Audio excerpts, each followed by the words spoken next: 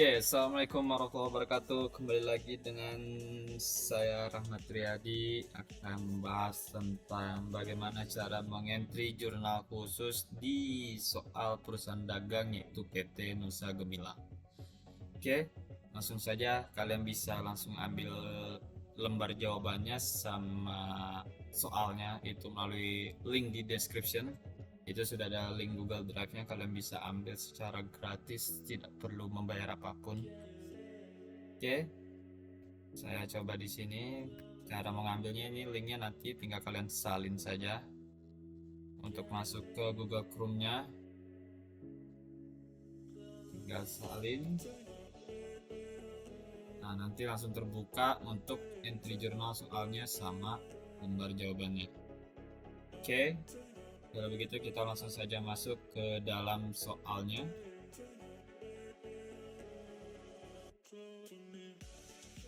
Oke, ini adalah soal entry jurnal PT Nusa Gemilang. Oke, nih, PT Nusa Gemilang. Nomor jawabannya sudah saya buka di Excel. Nanti kalian tinggal cetak jurnal-jurnalnya dari jurnal pembelian, jurnal penjualan, penerimaan kas, pengeluaran kas, sama jurnal umum. Oke, langsung saja kita lihat dari soalnya. Pertama kali yang harus kalian lihat adalah kebijakan akuntansinya. Nih di sini. Oke. Di kebijakan akuntansi itu setiap pembelian dan penjualan itu selalu menggunakan PEN yaitu sebanyak 10%. Jadi kita belum memakai yang terbaru. Kenapa? Karena soal ini baru bergerak soal ini tanggal tutup bukunya atau tanggal transaksinya itu ada di bulan Desember 2021. Jadi PPN yang digunakan ketika tahun 2021 itu masih 10%. Oke, terus mata uangnya masih menggunakan single currency, berarti cuma satu mata uang saja di bagian umum. Tadi di pembelian sudah ada PPN 10%, terus term pembayaran 20 dan 30, artinya mendapatkan diskon 2% ketika membayar dalam 10 hari setelah transaksi, dan lebih dari 10 hari sampai hari ke-30 itu pembayaran bersih. Dendanya pun ada setelah 30 hari yaitu 1%. Oke, terus pengeluaran kas. Pengeluaran kas itu di atas 1 juta menggunakan cek. Setiap pengeluaran cek harus didukung dengan bukti pengeluaran kas. Dan setiap di bawah 1 juta itu menggunakan kas kecil. Sistem pencatatan kas kecilnya menggunakan dana tetap, berarti setiap ketemu dengan voucher kas kecil itu tidak perlu di jurnal, alias di jurnalnya pada saat pengisian kas kecil kembali. Oke, terus lanjut di penjualan PPN koran 10%, terus termin pembayaran 1 plus 10 net 30, sama dapat diskon 1% ketika membayar dalam 10 hari. Lewat dari 10 hari berarti sampai hari ke-30 itu bersih, dan ada dendanya juga 1% setelah 30 hari. Terus lanjut penerimaan kas cuma memberitahukan kalau kita nyetor uang kasnya ke Bank Mandiri. Terus ada nomor rekeningnya sama tempat Bank Mandirinya di Jalan Gatot Subroto, Jakarta. Terus persediaan barang menggunakan metode rata-rata bergerak, tapi ini hanya sebagai informasi saja karena persediaan barang dagangannya sudah ada di soal. Jadi kalian nggak perlu membuat kartu persediaan. Oke. Terus penyusunan aktiva tetap, ini cuma informasinya aja menggunakan metode garis lurus. Lanjut kita ke daftar akun. Daftar akun di sini ada beberapa akun yang sebenarnya nggak perlu kalian pelajarin. Yang kalian pelajarin itu cukup adalah kelompok akun. Kelompok akun itu ada 5, ada aset, ada utang, ada modal, ada pendapatan, dan beban. Ini yang awalan 1, berarti dari cash in bank sampai equipment accumulated depreciation, itu adalah kelompok aset. Kelompok aset kalau bertambah itu dia di debit, kalau berkurang di kredit. Terus masuk ke kelompok kedua yaitu utang, berarti yang awalannya 2, berarti dari credit card sampai Bank Mandiri. Nah, ini kalau dia bertambah ada di sebelah kredit, kalau berkurang ada di sebelah debit. Terus equity. Equity itu berarti awalan 3, berarti kelompok modal, yaitu awalan 3, cuma ada 3 akun. Itu dari common stock, income summary, sama retained earning. Nah, dia sama kayak utang, kalau bertambah di kredit, kalau berkurang di debit. Terus lanjut pendapatan. Pendapatan ada kelompok 4 sama kelompok 8. Nih. Awalan 4 sama awalan 8, yaitu salah satu merchandise, sales discount, sales retur, sama interest income, freight collected, late fee collected, dividend income, sama gain or loss sales vehicle. Dia sama seperti dengan utang dan modal, kalau bertambah di kredit, kalau berkurang di debit. Terus yang paling banyak adalah kelompok beban. Kelompok beban itu dari 6 dari 5, dari 5, 6 sama 9. Berarti dari cost of goods sold sampai purchase discount, terus advertising expense sampai wages and salaries expense, terus interest expense sampai income tax expense. Nah, dia sama seperti aset, kalau bertambah di debit, kalau berkurang di kredit. Terus ada neraca saldo awalnya, ini per 30 November 2021. Jadi sebelum kita masuk transaksi bulan Desember 2021, ini adalah neraca saldo awalnya. Itu sudah ditentuin semua, ada akun cash in bank dengan nominal sekian sampai akun terakhir. Dan sudah balance jumlah debit kreditnya. Terus ini ada daftar pelanggan kita, ada 3 pelanggan, ada Sejuk Elektronik, Mega Elektronik, sama Raja Elektronik. Terus ada daftar pemasoknya juga 3 juga, ada PT Levo Persada, CV Sumber Rezeki, sama PT Sunboard. Terus ini adalah daftar saldo piutang dagang awal kita, hanya Sejuk dan Raja yang mempunyai nilai piutang yang belum bayar ke kita. Terus sedangkan saldo utangnya kita masih ada 3 perusahaan, PT Levo, Sumber Rezeki, sama Sunboard dengan nominal masing-masingnya. Terus ada persediaan barang dagangan kita, kita menjual 2 produk yaitu AC Sharp dan AC Panasonic dengan saldo persediaannya masing-masing 90 dan 75, dan harga per unitnya sekian yang ada di layar kalian, dan ini adalah nilai persediaannya. Oke, langsung saja kita masuk ke dokumen pertama. Di situ ada faktur. Nah, faktur itu terbagi menjadi 2, ada faktur penjualan, ada faktur pembelian. Kali ini kita lihat di kop suratnya. Ini kop suratnya kebetulan ini adalah PT kita. Karena ini PT kita, berarti faktur ini termasuk faktur penjualan. Kenapa? Karena kita yang membuat, berarti terjadinya penjualan. Kalau PT orang lain yang membuat, berarti terjadinya pembelian karena orang lain yang membuat faktur. Tuh. Oke, karena ini terjadinya faktur penjualan, berarti inputnya 2 kali. Ada di jurnal penjualan sama di jurnal umum. Di jurnal penjualan untuk mencatat penjualannya, karena kartu presiden sudah ada, jadi kartu presiden nggak usah. Lanjutnya ke jurnal umum untuk mencatat harga pokok penjualannya atau persediaan barang dagangannya yang berkurang. Oke, kita mulai dari faktur penjualan dulu. Kita tulis tanggal sama nomor buktinya, itu tanggal 3 Desember 2021 sama nomor buktinya FTJ 12-1. Oke, kita buka lembar jawabannya. Kita ke jurnal penjualan. Cara penulisannya yaitu di kolom date kan ada 2. Berarti kita tulis saja dash di sini 2021. Di sini tanggalnya tanggal 3. Oke. Terus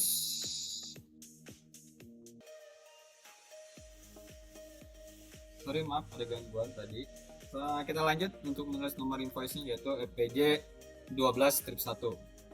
Nah, deskripsinya kita isi dengan nama perusahaan atau nama toko yang membeli barang kita, yaitu di sini Sejuk Elektronik. Berarti di dalam lembar jawabannya kita ketik Sejuk Elektronik atau kita isi Sejuk Elektronik. Nah, nomor refnya atau kolom refnya itu nggak usah kalian isi, itu tidak apa-apa karena tidak ada yang perlu kita isi. Sekarang kita lihat di sini adalah jurnalnya. Di dalam jurnal penjualan itu debit kreditnya sudah akun yang fix atau tidak perlu menambahkan akun-akun lain. Yaitu di debit ada akun receivable atau piutang, di kreditnya ada sales of merchandise, freight collected, sama PPN outcome.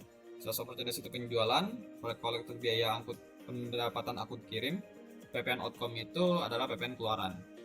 Oke, jadi tinggal kita masukin nominalnya saja sesuai dengan akun-akun yang ada di transaksi. Oke, pertama, cara melihatnya adalah kita lihat dulu di sini perincian barangnya. AC Sharp itu ada 20 barang yang dijual dengan harga satuan 2 juta, maka totalnya 40 juta, yaitu 20 dikali 2 juta, sama dengan 40 juta. Terus AC Panasonic ada 15 barang yang dijual dengan harga price-nya 2 juta 250 ribu, maka totalnya jadi 33 juta 750 ribu. Nah, lalu subtotal penjualan barang dagangan kita itu 40 juta ditambah 33 juta 750. Maka jadi totalnya 73 juta 750 ribu.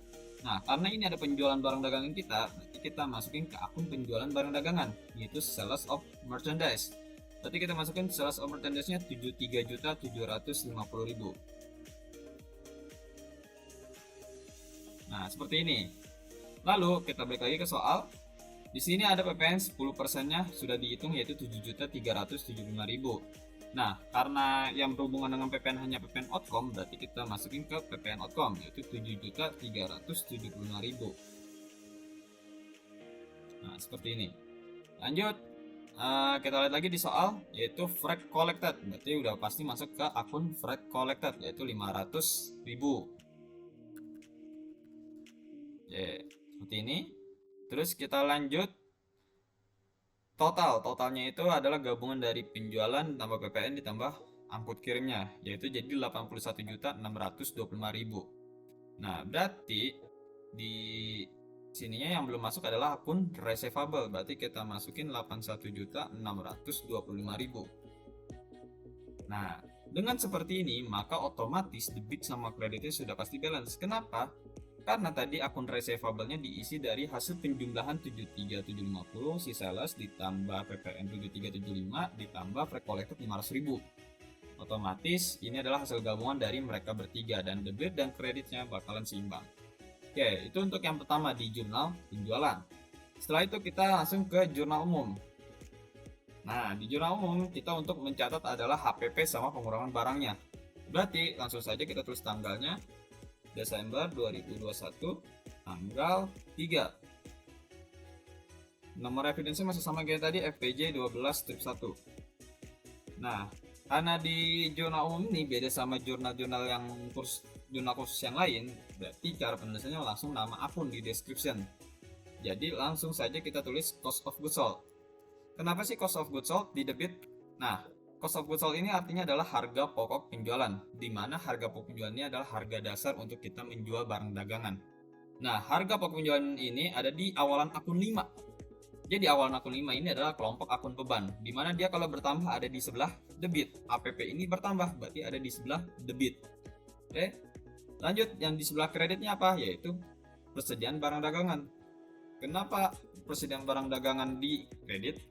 Karena kita menjual barang dagangan, otomatis persediaan barang dagangan kita berkurang karena kita udah menjual barangnya. Nah, karena persediaan barang dagangan berkurang dan dia termasuk kelompok akun aset, dia adalah awalan akun 1, berarti dia kelompok aset. Nah, kalau aset berkurang ada di sebelah kredit. Jadi itulah awal usulnya kenapa bisa ketika mencatat HPP itu cost of goods sold-nya di debit, merchandise inventory-nya di kredit. Langsung saja kita masukin ref-nya itu untuk nomor akunnya. Kita masukin nomor akunnya, cost of goods sold 5110 sama merchandise inventory nomor akunnya ada di, kita lihat di daftar akun,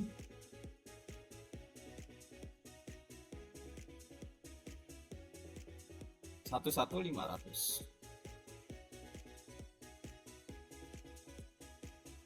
Oke, 11.500. Nah, nominalnya dari mana?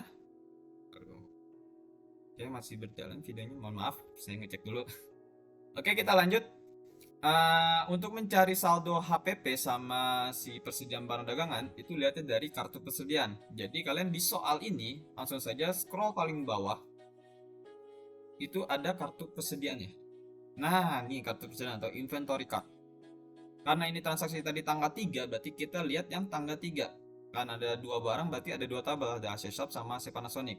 Kita lihat yang AC Shop tanggal 3, yaitu pengeluarannya atau barang yang keluar adalah 25 juta. Sedangkan AC Panasonic tanggal 3-nya adalah 22.500. Kenapa yang diambil adalah nominal si out-nya? Karena ini penjualan. Otomatis penjualan barangnya keluar. Kita lihat yang keluar barang totalnya berapa? Ya, 25 juta untuk AC Shop, 22.500 untuk AC Panasonic. Nah, habis itu ditambah 25 tambah 22.500, berarti jadi 47.500. Oke, sekarang kita masukin untuk cost of goods sold-nya 40 berapa tadi? 47.500 di debit dan merchandise inventory-nya 47 juta juga 500 di kredit. Nah, ini selesai untuk mencatat HPP-nya. Oke. Sekarang kita lanjut ke dokumen kedua. Dokumen 1 sudah selesai, sekarang kita ke dokumen 2. Dokumen 2 itu terjadi transaksi voucher kas kecil. Karena tadi di kebijakan akuntansinya kita menggunakan metode dana tetap, berarti voucher kas kecil yang di dokumen 2 ini cukup kita tandain. Nanti pada saat pengisian kas kecil kembali, baru kita jurnal voucher kas kecilnya. Oke, lanjut kita ke dokumen 3. Dokumen 3 di sini ada faktur. Nah, kalau faktur kita lihat lagi di sini PT kopnya PT siapa? Ternyata bukan PT kita, bukan PT Nusa Gemilang. Nah, berarti kalau bukan PT Nusa Gemilang atau bukan PT kita, berarti terjadinya faktur pembelian. Nah, kalau faktur pembelian berarti inputnya cuma satu kali, yaitu di jurnal pembelian. Oke, berarti sekarang kita buka jurnal pembelian, kita masukin tanggal dan nomor bukti, yaitu tanggal 7 Desember 2021 NP2-12.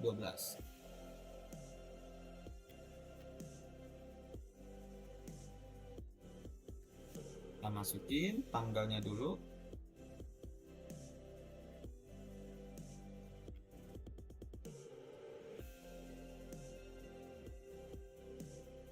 Oke. Nah, description-nya kita lihat yang kita beli barangnya dari siapa. Berarti kita lihat di kopnya, yaitu PT Levo Persada. Berarti kita masukin description-nya itu PT Levo Persada.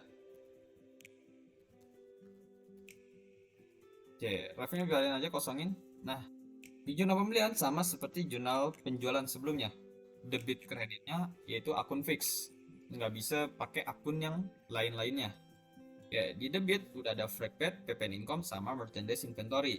Freight itu biaya angkut kirim, PPN income PPN masukan, merchandise inventory itu persediaan barang dagangan. Sedangkan di kreditnya cuma satu, yaitu akun payable atau utang dagang. Oke, berarti kita tinggal masukin nominalnya sesuai dengan yang ada di soal transaksinya. Nah, kita pahamin dulu dari rinciannya. Yang pertama, AC Shop itu ada 18 unit yang kita beli. 18 unit dikali harga satuannya 1.250.000. Jadi total jumlahnya 22.500.000. Sedangkan yang AC Panasonic itu 10 barang dengan harga satuan 1.500.000, jumlahnya jadi 15 juta. Nah, maka total persediaan barang dagangan yang kita beli itu 22.500.000 ditambah 15 juta. Jadi 37.500.000. Maka subtotal ini adalah persediaan barang dagangan kita. Oke. Nah, persediaan barang dagangan tadi adalah arti akunnya adalah merchandise inventory. Berarti kita masukin ke merchandise inventory, yaitu senilai subtotalnya tadi 37.500.000. Kita masukin 37.500.000. Nah, seperti ini. Terus lanjut, di bawahnya itu ada PPN 10%, jadi itu 3.750.000. Berarti kalian langsung masukin yang berhubungan dengan PPN, yaitu PPN income. Berarti kita masukin 3.750.000. Nah, sedangkan di dalam soal tadi untuk jasa pengirimannya kosong. Berarti untuk ongkos kirim tadi freight nya kosong. Langsung kita ke jumlah berarti masuk ke akun utang atau akun payable 41.520.000. Nih, di sini kosong, kita tandain kosong. Di sini 41.520.000. Nah, dengan seperti ini maka debit dan kreditnya bakalan balance. Kenapa? Karena hasil si akun payable adalah hasil penjualan merchandise inventory ditambah PPN income ditambah freight paid. Jadi seimbang antara debit dan kreditnya. Itu tadi cara mengerjakan dokumen 3. Sekarang kita ke dokumen 4. Nah, di dokumen 4 ternyata ada nota kredit. Kalau bagi kalian yang belum tahu nota kredit itu apa, nota kredit itu adalah transaksi tentang retur. Udah pasti tentang retur. Karena di setiap nota kredit pasti ada tulisan kami telah mengkredit rekening saudara untuk pengembalian barang yang rusak gitu. Nah, sedangkan kita lihat ini returnya ini retur penjualan atau retur pembelian. Kita lihat di kopnya. Kopnya ternyata PT orang lain yang buat, bukan PT kita yang buat. Berarti ini adalah retur pembelian. Nah, setiap terjadi retur, mau retur pembelian, mau retur penjualan, itu catatnya di dalam jurnal umum. Karena nggak bisa dicatat ke 4 jurnal khusus. Oke, jadi langsung aja kita ke jurnal umum. Kita masukin tanggalnya, yaitu tanggal 8 Desember 2021 dengan nomor bukti RNP3-12. Tanggal 8 RNP 2-13. Ini benar nggak tuh? Oh, kebalik. Mohon maaf. RNP3 strip 12. Oke. Nah, di jurnal umum itu kan langsung deskripsinya adalah nama jurnalnya. Sekarang bagaimana sih cara menentukan isi jurnal debit dan kredit untuk transaksi retur pembelian? Nah, caranya gampang. Karena ini retur pembelian, berarti artinya ketika terjadi pembelian, barangnya dibalikin. Nah, berarti jurnalnya hampir sama ketika terjadi pembelian, yaitu ada di jurnal pembelian. Debitnya FRAGPAT PPN Income Merchandise Inventory di debit, sama akun payable di kredit. Nah, karena ini retur, ini kan pada saat terjadi pembelian seperti ini. Ketika terjadi retur, itu tinggal dibalik. Yang tadinya debit jadi kredit, yang kredit jadi debit. Berarti otomatis si akun payable bakal jadi debit, yang FRAGPAT PPN Income sama Merchandise Inventory bakal jadi kredit. Ya, jadi seperti ini. Akun payable di debit, terus merchandise inventory di kredit, terus PPN income di kredit. Nah, kebetulan FRAGPAT kan harusnya ada FRAGPAT. Karena FRAGPAT-nya masih kosong di soal, nih jasa pengiriman masih kosong, jadi tidak perlu kita tulis karena takut buang-buang kolom. Oke, lanjut kita isi nomor akunnya. Benar atau tidak ini? Kita lihat dulu ke atas. 21200.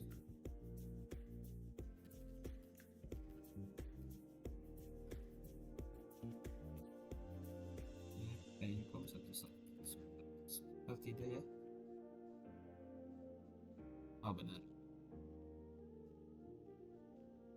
Kembali ke transaksi 4. Oke, sekarang tinggal kita masukin nominalnya. Masya Allah, berubah dia. Kita maaf, kita ganti dulu format biar gampang kedetek. Nah, oke, lanjut. Sekarang kita masuk ke nominalnya. Nominalnya di soal seperti biasa kita lihat rincian barang dulu. Untuk AC Shop 2 barang dengan satuan 1.250.000, maka total jadi 2.500.000. Yang Panasonic 2 juga dengan harga satuan 1.500.000, totalnya 2 kali 1.500 itu 3 juta. Nah, ini adalah persediaan barang dagangan yang dibalikin. Sedangkan ini adalah subtotalnya. Subtotal berarti jumlah dari AC Shop sama Panasonic 2.500.000 ditambah 3 juta, jadi 5.500.000. Nah, jadi subtotal ini adalah persediaan barang dagangan yang dibalikin. Persediaan barang dagangan berarti bahasa Inggrisnya merchandise inventory. Berarti kita masukin merchandise inventory sebanyak 5.500.000. Lanjut. Ada PPN-nya di sini 550.000, berarti kita langsung masukin nilai PPN-nya, yaitu PPN income 550.000. Terus jumlahnya itu 6.050.000 hasil penjumlahan subtotal sama PPN. Berarti sisa yang belum masuk adalah akun payable, berarti akun payable-nya 6.050.000. Oke, selesai untuk transaksi 4. Lanjut kita ke dokumen 5. Oke, di dokumen 5 ada bukti pengeluaran kas. Nah, di sini kita ternyata ngeluarin duit nih untuk keterangannya pelunasan faktur, berarti kita membayar utang. Nah, utang kita dibayarkan kepada PT Sunboard. Oke, berarti kita mulai dulu dari bukti pengeluaran kas, berarti masuknya ke jurnal pengeluaran kas, sudah jelas ya. Nah, jurnal pengeluaran kas itu namanya adalah cash disbursement. Oke, kita isi dulu tanggalnya sesuai dengan transaksi di soal, yaitu tanggal 10, nomornya BKK 12-1. Description-nya, karena ini adalah pelunasan faktur, kita lihat siapa yang bukan siapa ya, tapi kita ngelunasin ke siapa. Karena ini dibayarkan kepada PT Sunboard, berarti keterangannya atau description-nya kita isi dengan PT Sunboard. PT Sunboard. Nah, di sini ada kolom cek no. Kita lihat apakah kita bayar pakai cek. Ternyata ada nih, berarti kita tulis nomor ceknya yaitu C12-1. Nah, untuk kolomnya debit dan kredit di jurnal pengeluaran kas itu beda sama jurnal penjualan dan pembelian tadi. Nah, kalau jurnal penjualan dan pembelian tadi itu akun yang fix. Kalau di sini bisa beberapa, tapi ada juga yang fix. Karena di debit ada akun payable sama orders. Nih, akun payable sama orders. Berarti di akun payable ini itu khusus buat nilai utang yang ada di debit. Sedangkan orders berarti akun selain utang yang ada di sebelah debit. Jadi bisa akun apa aja tuh selain utang. Nah, sedangkan kreditnya itu ada 3. Berarti nggak bisa nih selain ketiga ini di kreditnya. Cuma ada purchase discount, income tax payable, sama cash in bank. Oke. Lanjut, sekarang kita cari nominalnya sesuai dengan di transaksi di soal. Di sini ada keterangannya jumlah utang yang dilunasin adalah 88 juta.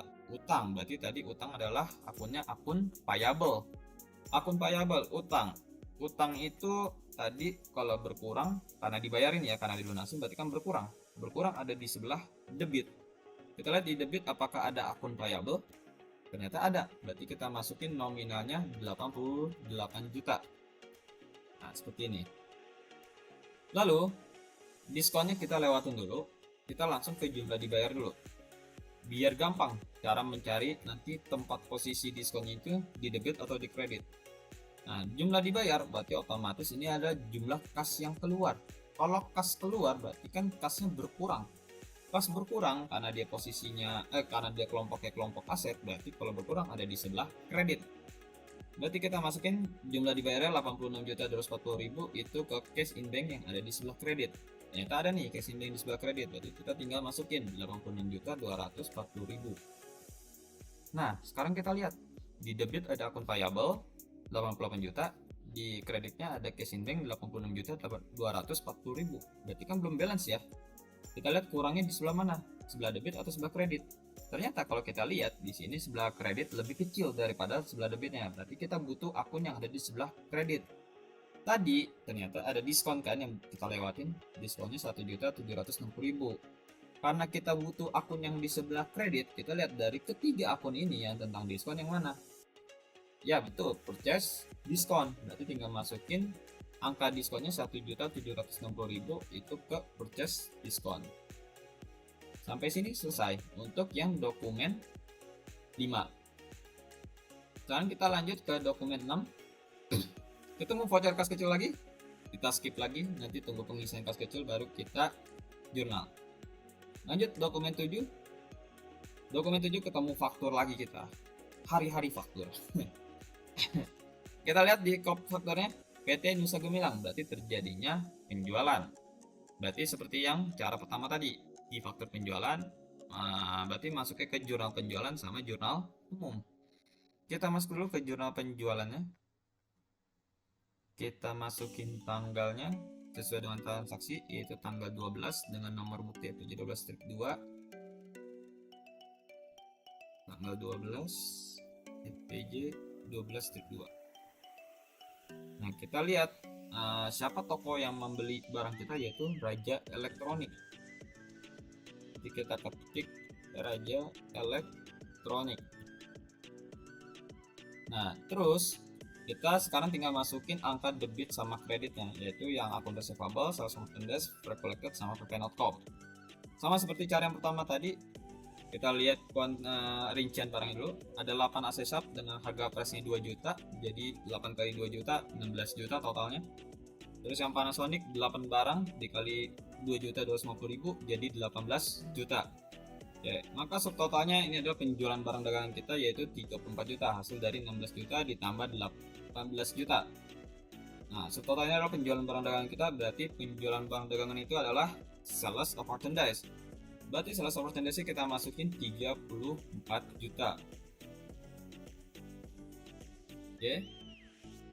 Lanjut, berarti PPN 10% nya ada 3.400.000. Berarti kita masukin yang belum dengan PPN, yaitu PPN outcome 3.400.000. Setelah itu ada freight collected nya yaitu 300.000. Berarti kita masukin ke freight collected nya yaitu 300.000. Ya, terus ada akun receivable nya belum terisi, yaitu diisi dengan total yaitu 37.700.000. Nah, dengan seperti ini,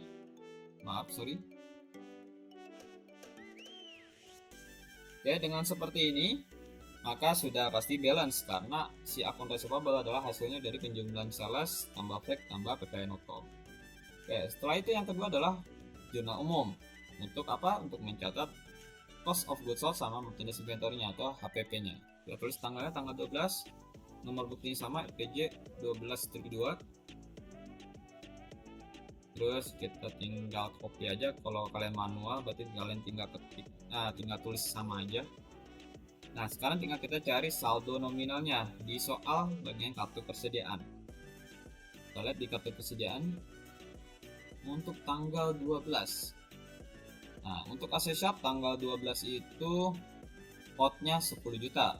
Sedangkan yang Panasonic tanggal 12 itu outnya 9 juta 600. Berarti 10 juta ditambah 9 juta 600 yaitu 19 juta 600. Oke. Berarti tinggal kita masukin 19 juta 600 untuk yang cost of goods sold-nya sama merchandise inventory-nya. Oke, selesai untuk yang faktur penjualan di transaksi dokumen 7. Nah, dokumen 7 sudah selesai, sekarang kita ke dokumen 8.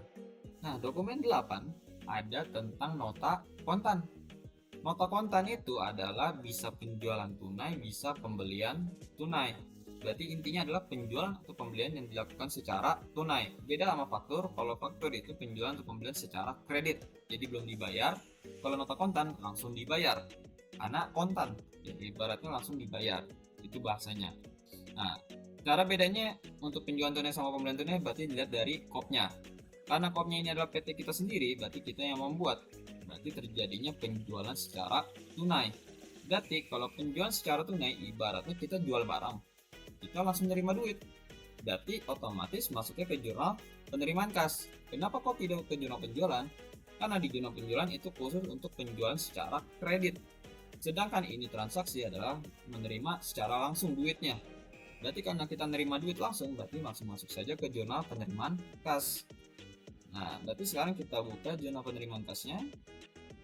Kita isi tanggalnya.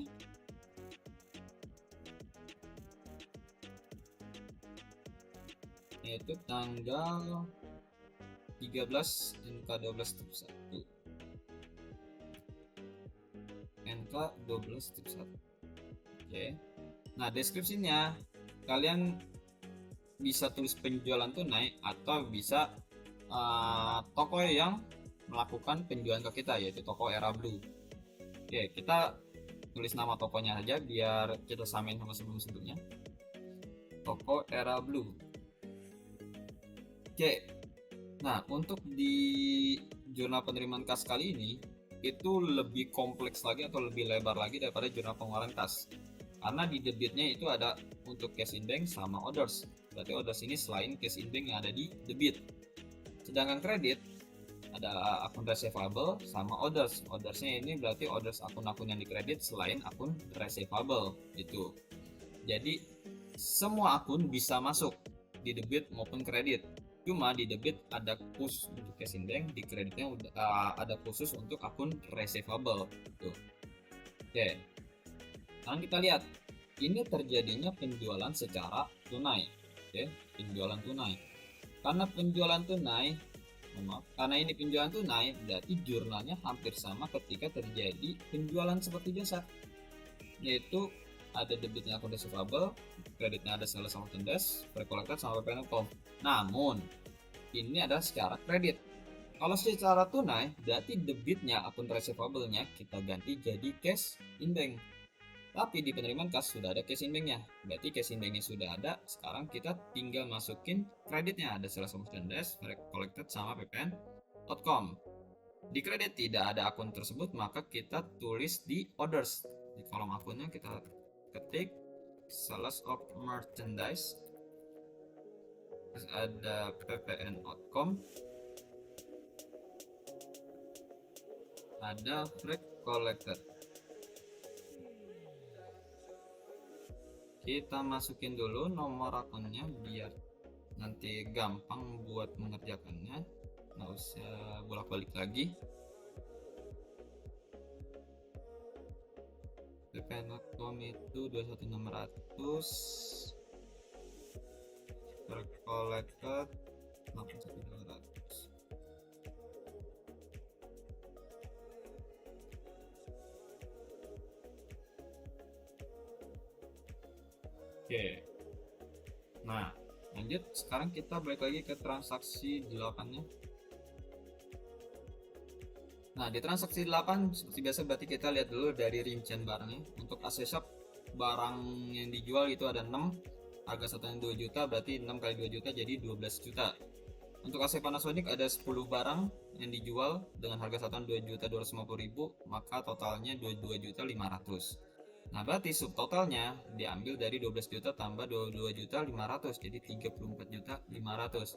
Subtotal ini adalah penjualan barang dagangan kita. Berarti kalau penjualan barang dagangan, nama akunnya adalah sales of merchandise. Berarti kita masukin ke sales of merchandise dengan nominal 34 juta 500. Berarti di kredit nih. Kita masukin 34 juta 500. Oke, lanjut.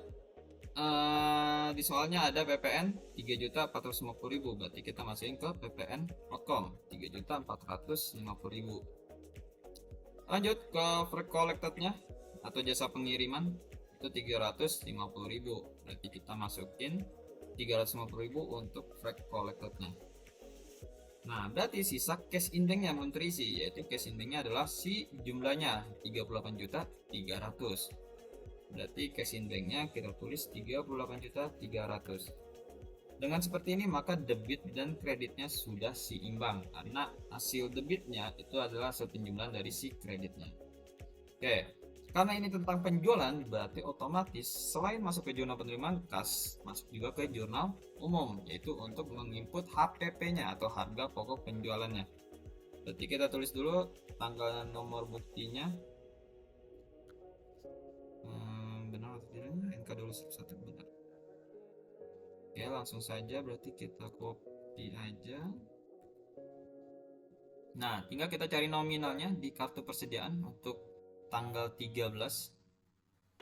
Nah, untuk tanggal 13 itu yang AC Shop 7.500.000. Untuk yang AC Panasonicnya 15 juta. Berarti 7.500.000 ditambah 15 juta, berarti 22.500.000. Berarti untuk nominalnya kita masukin sama-sama 22.500.000. Oke, berarti untuk nota kontannya sudah selesai kita input semua. Sekarang kita langsung ke dokumen 9.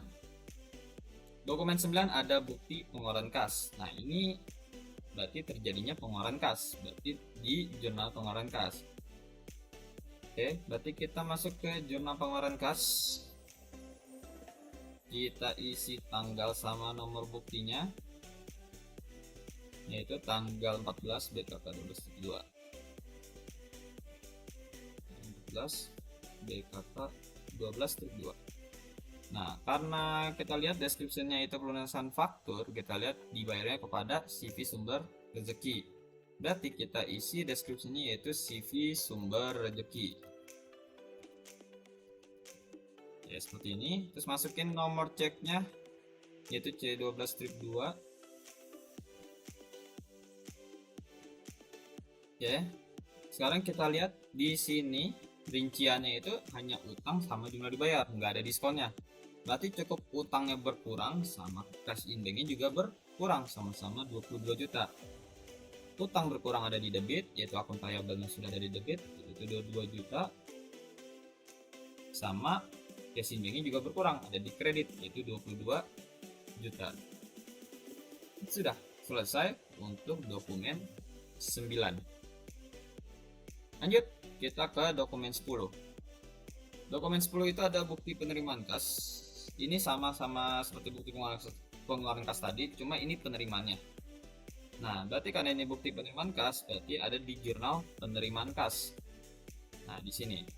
Nah, jangan sampai lupa karena ini ada 3 baris, berarti kita agak lengkap. Nah, masukin tanggal dan nomor buktinya yaitu tanggal 17 BKM 12 strip 1. Tanggal 17 BKM 12 strip 1. Agak ngelag nih.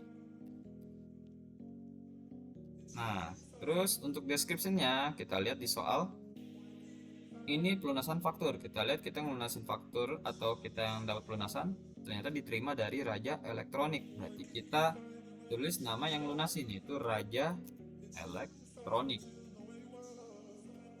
Nah, lanjut. Di sini cuma hanya jumlah piutang sama jumlah diterima, berarti kas yang kita terima. Piutangnya dilunasin, berarti piutangnya berkurang. Piutang itu termasuk kelompok aset. Aset kalau berkurang ada di sebelah kredit. Berarti piutangnya di kredit atau akun receivable-nya. Sedangkan jumlah diterima adalah cash. Cash yang kita terima berarti cashnya bertambah. Kalau cash in bank bertambah ada di sebelah debit karena dia kelompok aset. Berarti cash in bank di debit, akun receivable-nya di kredit. Sama-sama 38.850.000. Nah, cash in banknya sudah ada di debit, kita masukin 38.850 sama akun receivable-nya di kredit, masukin sama 38.850. Nah, sudah seimbang, sudah balance. Lanjut, kita ke soal berikutnya. Dokumen 11. Nah, di dokumen 11 ini ada kembali terjadinya faktur. Cuma kita lihat di kopnya itu faktur pembelian, berarti masuk ke jurnal pembelian. Maaf, masuk ke jurnal pembelian. Berarti kita buka jurnal pembeliannya. Nah, masukin tanggal sama nomor buktinya yaitu 17 tanggal 17, nomornya LI 4 strip 12.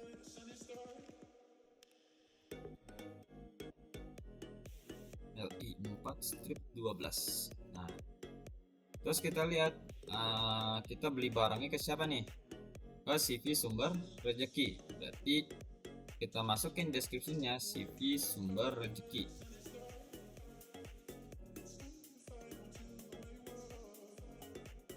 Nah, sekarang kita tinggal input jurnalnya. Kita lihat dari perincian barangnya terlebih dahulu. Yaitu pertama, di sini sesap 22 barang yang kita beli dan harga satuan 1.250.000, maka jumlahnya 7.500.000. Yang AC Panasonic itu 20 barang yang kita beli dengan harga satuan 1.500.000, maka jumlahnya jadi 30 juta. Maka subtotal ini adalah persediaan barang dagangan yang kita beli yaitu 27.500.000 ditambah 30 juta jadi 57.500.000. Ini adalah persediaan barang dagangan yang kita beli. Persediaan barang dagangan berarti nama akunnya adalah merchandise inventory. Berarti kita masukin ke kolom merchandise inventory yaitu 57.500.000. Oke, lanjut. PPN-nya 5.750.000 berarti masuk ke PPN income 5.750.000. Terus lanjut di bawahnya itu lagi ada jasa pengiriman, berarti freight-nya kali ini terisi yaitu 550.000. Oke, lanjut. Tinggal akun payable yang belum terisi yaitu diisi dengan jumlahnya yaitu 63.800. Nah, dengan seperti ini otomatis debit kreditnya bakal balance. Kenapa? Karena akun payable itu adalah hasil penjumlahan dari merchandise inventory, PPN income sama freight paid. Oke. Karena ini pembelian tidak perlu ke jurnal umum, jadi kita langsung ke dokumen 12. Nah, dokumen 12 faktor lagi. Mantap. Kita mau faktor lagi.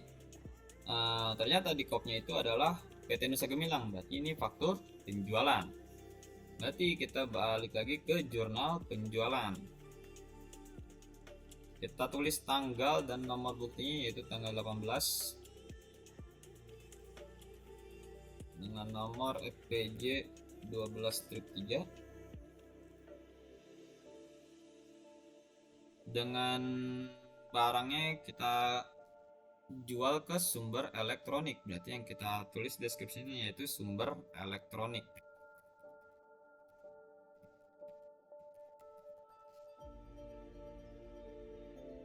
Oke, sekarang kita tinggal masukin nominalnya saja di dalam jurnalnya.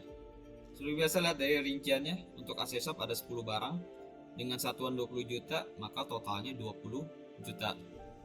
Terus AC Panasonic 10 barang juga dengan price-nya 2.250.000, totalnya jadi 22.500. Maka totalnya adalah penjualan barang dagangan kita, yaitu 20 juta ditambah 22.500 jadi 42.500. Karena penjualan barang dagangan kita berarti ini adalah harga si sales of merchandise-nya. Berarti sales of merchandise-nya 42.500. Banyak kan? Oh tidak.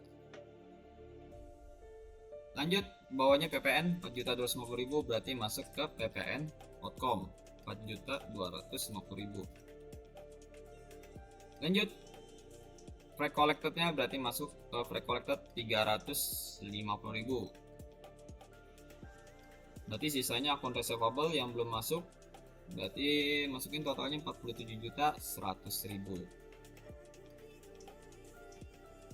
Nah, dengan seperti ini maka debit dan kreditnya sudah seimbang karena akun receivable-nya adalah hasil penjualan dari sales merchandise tambah free collected tambah ppn.com. Nah, karena ini tentang penjualan berarti masuk ke jurnal umum untuk menginput APP-nya. Nah, masukin tanggalnya tanggal 18 dengan nomor buktinya FPJ 12-3. Terus dengan jurnal yang sama yaitu cost of goods sold sama merchandise inventory. Hingga kita mencari nominalnya di kartu persediaan untuk tanggal 18. Nah, di tanggal 18 untuk AC Shop itu ada 12.500.000, sedangkan yang AC Panasonic itu ada di 15 juta. Berarti 12.500.000 ditambah 15 juta. Jadi totalnya 27.500.000. Oke, berarti kita tulis di jurnal umumnya 27.500.000. Nah, seperti ini. Oke, sudah selesai untuk dokumen berapa tadi terakhir? Dokumen 12. Sekarang kita ke dokumen 13. Dokumen 13 ada bukti pengeluaran kas, berarti kita balik lagi ke jurnal pengeluaran kas. Ditulis dulu tanggal sama nomor buktinya, yaitu tanggal 21 BKK 12-3. Tanggal 21 BKK 12-3. Oke, deskripsinya kita lihat di soal. Keterangannya itu pelunasan faktur. Kita lihat yang lunasin adalah PT. Kita bayarnya ke PT Levo. Berarti di deskripsinya kita tulis PT Levo Persada. Oke, kita masukin nomor ceknya yaitu C12-3. C12-3. Terus habis itu kita langsung masukin di sini jumlah hutangnya. Nah, karena dilunasin berarti hutangnya berkurang. Hutang berkurang ada di sebelah kredit. Di sebelah debit. Berarti akun payable-nya kita taruh di sebelah debit. Kita masukin akun payable di debit 44 juta. Nah, lanjut. Dendanya kita lewatin dulu. Kita isi dulu jumlah yang dibayar. Jumlah dibayar berarti artinya kasnya keluar sekitar 44.440.000. Kas keluar berarti kas berkurang. Kas berkurang karena dia kelompok aset berarti ada di sebelah kredit. Berarti kita taruh cash in bank-nya 44.440.000 di kredit. 44.440 di kredit. Nah, sekarang kita lihat di debit sudah ada akun payable 44 juta, di kreditnya ada cash in bank 44.440.000. Berarti belum seimbang nih antara debit sama kreditnya. Ternyata pada saat kita lihat yang kurang itu atau nilai yang lebih kecil itu adalah di debit. Berarti kita butuh akun yang ada di sebelah debit. Nah, caranya di sini ternyata ada denda. Dendanya ini kita belum tahu apakah ini pendapatan denda atau beban denda. Nah, cara nyari taunya kita lihat ini namanya bukti pengeluaran kas, berarti duit kita keluar nih. Berarti kita lihat dendanya ini apakah menambah pengeluaran atau mengurangi pengeluaran kita. Ternyata jumlah dibayarnya itu harusnya kita bayar 44 juta, tapi karena ada denda kita bayar lebih. Berarti otomatis dalam bahasa logikanya dendanya ini adalah menambah pengeluaran kas kita. Berarti termasuk biaya bukan pendapatan. Kalau pendapatan itu mengurangi pengeluaran, tapi kalau beban itu menambah pengeluaran. Berarti dendanya ini kita anggap sebagai beban denda. Beban denda atau biaya denda kita lihat di daftar nama akun. Akunnya apa sih beban denda? Ternyata beban denda itu nama akunnya adalah late fee expense. Late fee expense. Berarti kita tinggal masukin nama akunnya late fee expense dan nomor akunnya. Saya scroll lagi. Kita masukin di sini late fee expense dengan nomor akunnya tadi di soal 61910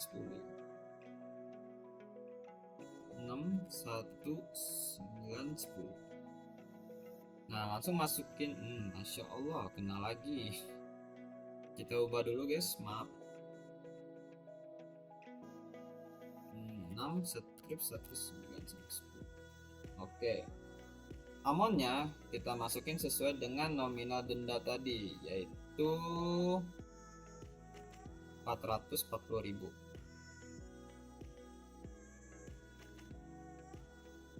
Oke, dengan seperti ini maka debitnya sudah 44.440.000 totalnya, yang kreditnya juga 44.440.000. Oke, lanjut kita ke dokumen berikutnya, yaitu dokumen 14, bukti penerimaan kas. Berarti kita balik lagi ke jurnal penerimaan kas. Jurnal penerimaan kas, kita tulis dulu tanggal dan nomor buktinya, yaitu tanggal 26 BKM 12/2. Tanggal 26 BKM 12/2. Nah, kita lihat keterangannya, yaitu pelunasan faktur. Yang lunasin adalah sejuk elektronik. Berarti kita isi keterangan deskripsinya, yaitu sejuk elektronik. Nah, lalu kita lihat perinciannya. Di sini ada piutangnya dilunasin. Piutang termasuk kelompok aset. Berarti piutang yang dilunasin piutang yang berkurang.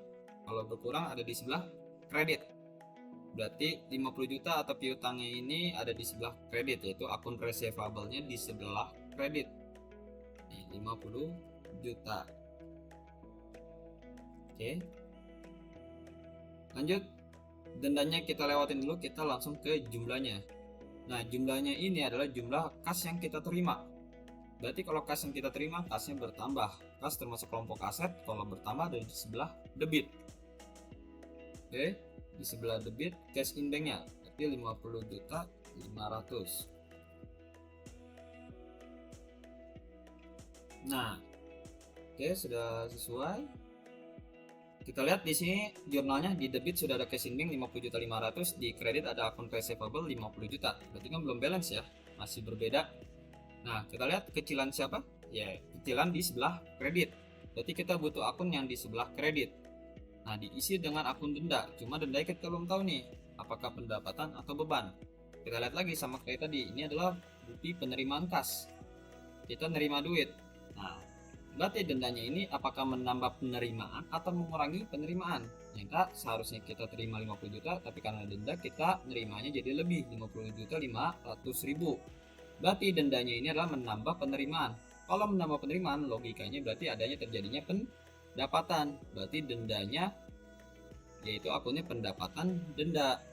Nah, kita lihat sekarang ke daftar nama akun. Pendapatan denda adalah late fee collected nih, late fee collected 81.300. Kita masukin di kredit late fee collected 8.300. Masukin nominalnya tadi sesuai dengan nominal dendanya, yaitu 500.000. Berarti untuk transaksi 14 selesai, kita ke 15. Nah, di 15 ada bukti pengeluaran kas. Kita ke pengeluaran kas lagi. Oke. Kita masukin tanggal dan nomor buktinya, yaitu tanggal 27 BKK 12/4. Tanggal 27 BKK 12/4. Kita lihat keterangannya, yaitu ada terjadinya angsuran pinjaman. Berarti kita ketik deskripsinya, yaitu angsuran pinjaman. Nah, terus masukin nomor ceknya C12/5. C12/5. Nah, sekarang kita lihat untuk menjurnalnya. Ini perinciannya ada angsuran pinjaman. Ini adalah angsuran yang kita bayarin, yaitu 18 juta. Angsuran pinjaman itu ternyata di dalam soal keterangannya udah dikasih tahu nih nama akunnya, yaitu Bank Mandiri Loan atau hutang jangka panjang. Jadi kita mau membayar hutang jangka panjang kita atau menyicil utang jangka panjang kita. Nah, utang karena dicicil berarti kan utangnya dibayar. Berarti utangnya berkurang. Utang berkurang ada di sebelah debit. Berarti kita taruh Bank Mandiri Loannya di sebelah debit. Apakah ada? Oh, ternyata tidak ada. Berarti masuk ke kolom orders. Kita ketik Bank Mandiri Loan. Nah, nomor akunnya nanti kita cari barengan sama akun satunya lagi. Kita masukin dulu nominalnya 18 juta. Nah, terus ternyata di sini ada bunganya juga. Bunganya 150.000. Nah, bunga ini kita belum tahu nih apakah beban bunga atau pendapatan bunga. Nah, cara cari tahunya sama seperti tadi. Lihat, ini adalah pengeluaran. Bunga ini menambah pengeluaran. Oh ya, betul, karena harusnya kita bayar 18 juta, tapi karena ada bunga, kita bayarnya jadi 18 juta 150.000. Berarti bunga tersebut karena menambah pengeluaran, berarti artinya beban. Berarti ada beban yang dibayarkan lagi. Nah, berarti bunga tersebut adalah namanya beban bunga. Berarti kita cari akun beban bunga di daftar nama akun, yaitu interest expense.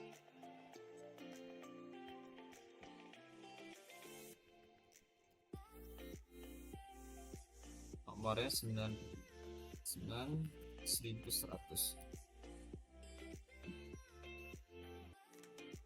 Terus habis itu kita masukin juga nomor akunnya si Bank Mandiri Loan tadi, 22 strip 2 100.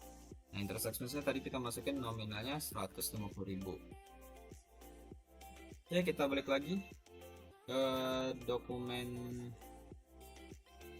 15. Nah, angsuran pinjaman sama bunganya sudah diinput, sekarang tinggal jumlah dibayarnya. Jumlah dibayar karena ini adalah pengeluaran kas, berarti kas kita keluar.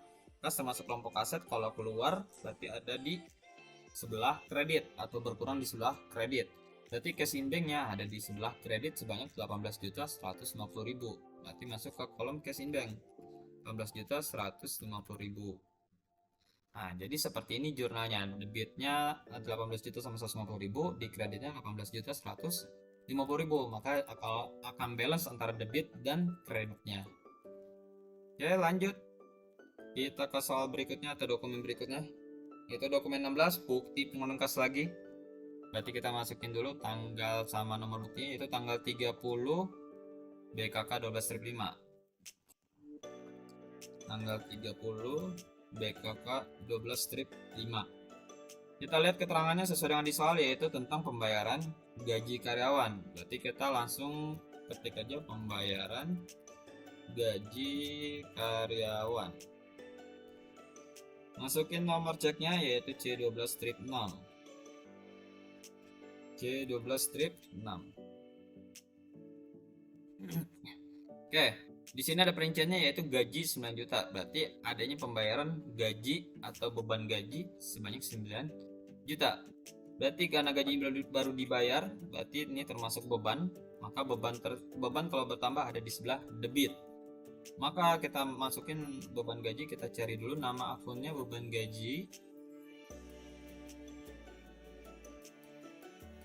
Kita cari nama akunnya beban gaji yaitu wages and salaries expense, nih beban upah dan gaji. Kita masukin di sebelah debit. Karena nggak ada berarti kita masuk ke orders, wages and salaries expense. Nah, masukin nomor akunnya tadi berapa? 61920. 61920. Nah, maaf, ini lagi.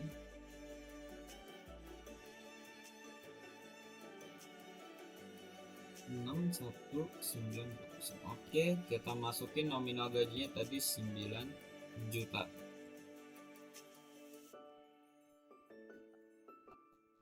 Lanjut, balik lagi kita ke dokumen 16 nya. Nah, gajinya sudah selesai, sisa potongan sama jumlah dibayar. Potongan kita belakangin dulu, kita ke jumlah dibayar. Jumlah dibayar berarti ada pengeluaran kas, berarti ada kas yang keluar. Sama seperti tadi, kasnya berkurang, berarti kas berkurang ada di sebelah kredit. Berarti kita masukin cash in-banknya di kredit 8.818.000. Nah, seperti ini. Nah, maka kita lihat di sini debitnya sudah ada wages and salary 9 juta, di kreditnya ada cash in bank 8.818.000. Ini belum balance ya. Kita kurang di sebelah kredit karena di sebelah kredit masih kecil, ya. Nah, kita lihat di soal ternyata ada potongan PPh 182.000. Berarti adanya tentang potongan pajak gitu kan.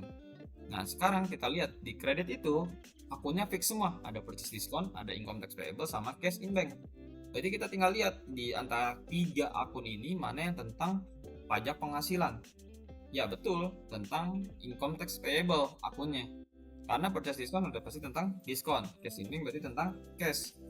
Income tax payable ya udah pasti jelas itu adalah tentang utang pajak penghasilan. Berarti kita masukin income tax payable-nya 182.000 sesuai dengan potongan pajak penghasilannya. Maka dengan seperti ini, debitnya 9 juta, kreditnya ada 182.000 sama 8.818.000, maka sudah balance. Oke, kita lanjut ke dokumen berikutnya. Dokumen 17, ada bukti pengeluaran kas lagi, berarti kita masukin lagi nomor tanggal sama nomor buktinya, tanggal 30 BKK 12 strip 6. BKK 12 strip 6. Oke, kita lihat deskripsinya yaitu tentang pengisian kas kecil kembali. Berarti kita ketik aja pengisian kas kecil. Masukin nomor ceknya C12 strip 7. Oke. Nah, karena ini dana kas kecilnya sudah mau diisi di tanggal 30, berarti kita lihat voucher kas kecil yang tadi kita lewatin untuk jurnalnya. Oke. Nah, jurnalnya kita lihat voucher kas kecil yang pertama tadi kali terjadi yaitu di dokumen 2 tentang pembelian perlengkapan toko. Berarti perlengkapannya baru dibeli, berarti perlengkapannya bertambah. Perlengkapan termasuk kategori aset. Aset kalau bertambah ada di sebelah debit. Berarti nilai perlengkapannya ada di sebelah debit 600.000. Perlengkapan itu nama akunnya adalah nih supplies, berarti suppliesnya 600.000 di sebelah debit. Berarti karena debit yang nggak ada supplies, berarti taruh di kolom orders. Masukin nomor akunnya 11600,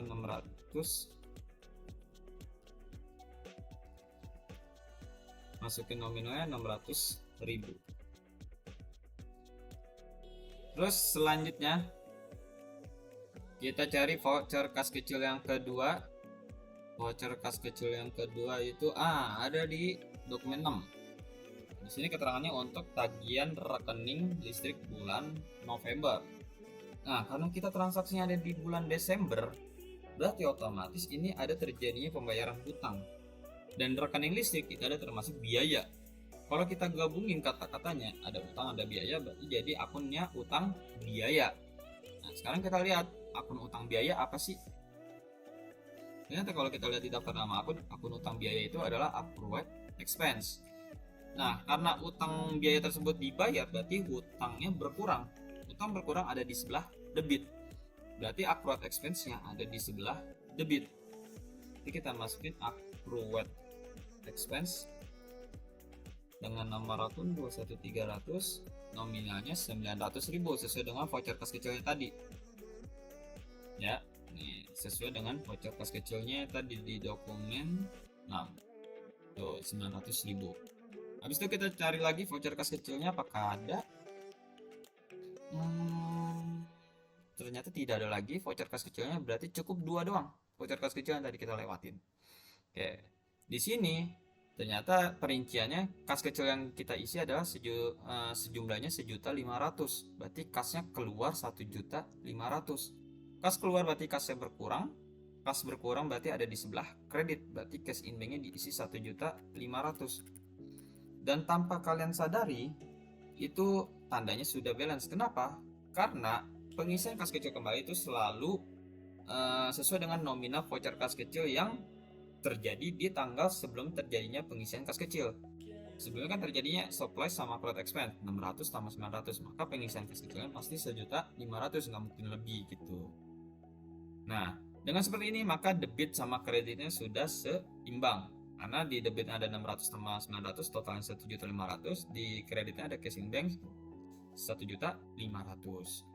Oke, setelah itu karena transaksinya sudah selesai untuk dokumen entry jurnalnya, berarti kalian tinggal menjumlahkan seluruh jurnal entry jurnal dari jurnal pembelian, penjualan, penerimaan kas, pengeluaran kas, sama jurnal umum, ditotalkan semua. Berarti kita sekarang totalkan dulu. Kalau kalian manual berarti ngerjainnya pakai kalkulator. Kalau ini karena saya pakai laptop berarti tinggal menggunakan rumus simple. Nah, ini seperti ini jumlahnya. Sekarang jumlah penjualan.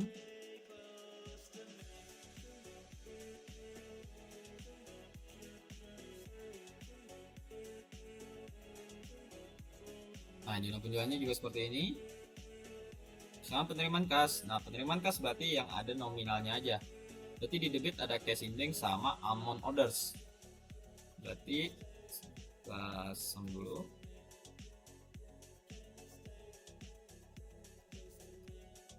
Nah, ini untuk cash in bank, terus untuk amount yang debit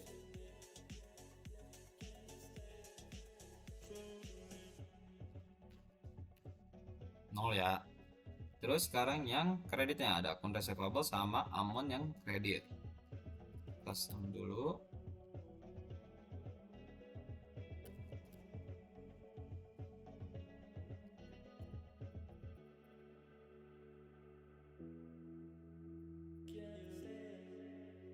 Ini yang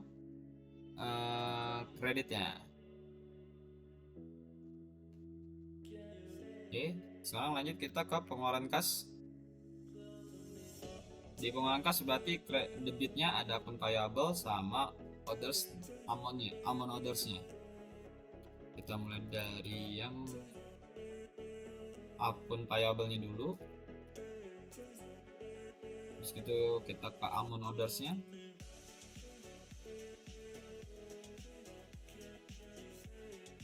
Nah, untuk yang kredit karena ini semua akunnya berarti semuanya dijumlahin, berarti saya tinggal kesampinginnya aja.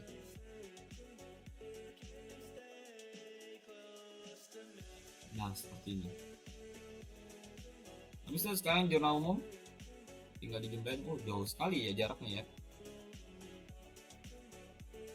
Saya hapus aja dulu berarti ya.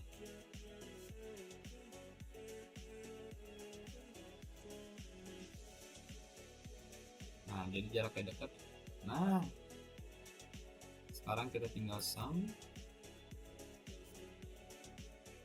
Nah, kalau di jurnal umum dia langsung ketahuan ya, antara debit dan kreditnya harus balance. Kalau kalian tidak balance berarti kalian harus cari kesalahannya di mana. Nah, karena ini sudah balance berarti sudah selesai semua untuk pengerjaan entry jurnal. Nanti tinggal tunggu part berikutnya. Ini adalah part 1 tentang entry jurnal. Nanti tinggal tunggu part 2-nya tentang buku besar dan sampai neraca saldo. Terus habis itu ada part berikutnya tentang jurnal penyesuaian sampai neraca lajur. Habis itu ada part berikutnya tentang laporan keuangan dan part terakhir tentang penutupan. Oke, sampai jumpa. Terima kasih telah menonton atau menyaksikan tentang pengerjaan entry jurnal PT Indonesia Gemilang ini. Sampai jumpa, terima kasih. Assalamualaikum warahmatullahi wabarakatuh.